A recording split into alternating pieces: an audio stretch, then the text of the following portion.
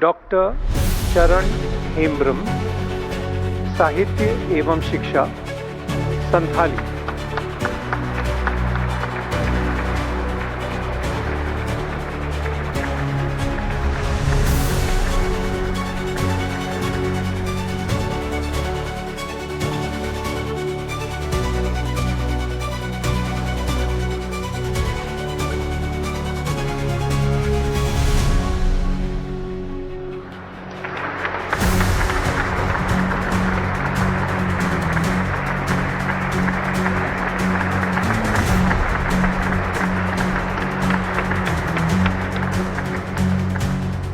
Doctor शुभा Venkatesh Iyengar, Shri Ravilal to do, मरणोपरांत, साहित्य एवं शिक्षा, उनकी पत्नी श्रीमती हीरामणि टूडू।